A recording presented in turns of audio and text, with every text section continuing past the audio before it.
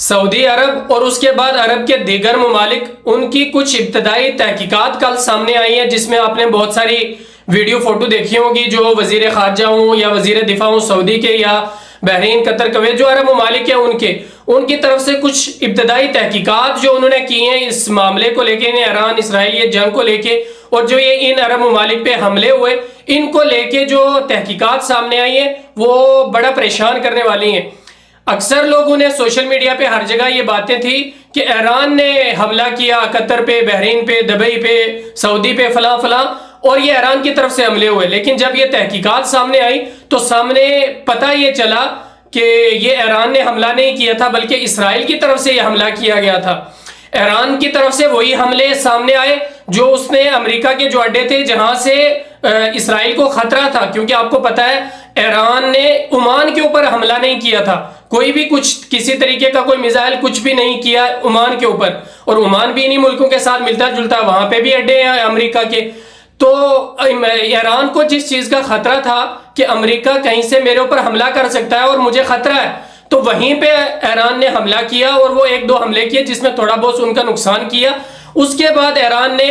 سعودی ہو، Bahrain, Dubai, قطر، کچھ بھی ہو، کہیں پہ بھی حملہ نہیں کیا، اور جو بعد میں یہ حملے ہوئے تو پتہ چلا یہ اسرائیل نے حملہ کیا تھا۔ اور پھر آپ کو پتا جو موساد کے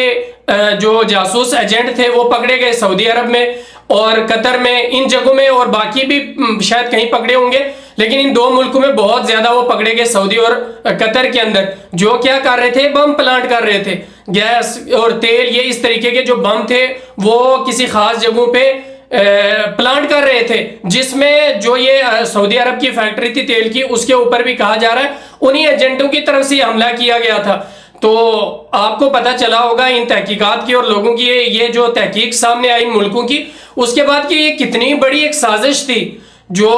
اس نے اسرائیل نے اور امریکہ نے مل کے بنائی تھی کہ ہم ایک دو حملہ ایران پہ کریں گے، اس کے بعد ہم حملے ان عربی ملکوں پہ کر دیں گے۔ اب یہ سارے مسلمان ہیں، آپس میں ملتے جلتے ہیں، تو یہ خود لڑیں گے، خود ہی لڑائی کریں گے، خود ہی جھگڑا کرے گا، انہی کے درمیان میں فساد اور ایک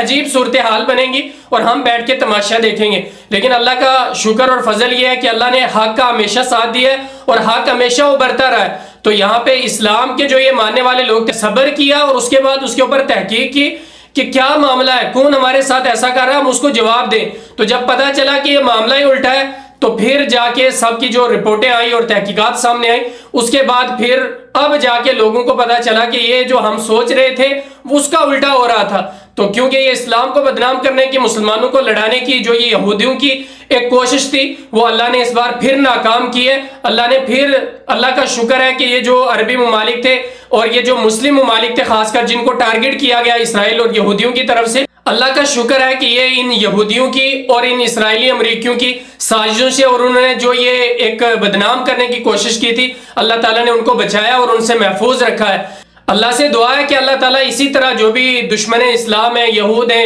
یا جو بھی لوگ ہیں، ان کو اللہ تعالیٰ تباہ و برباد کرے، اللہ تعالیٰ اسلام کی حفاظت فرمائے، اور خاص کر سعودی عرب، حرمین شریفین، مکہ، مدینہ، اور خاص جو مقدس مقامات ہیں اسلام کے نظریے سے، ان کی اللہ تعالیٰ ہر طریقے سے حفاظت فرمائے۔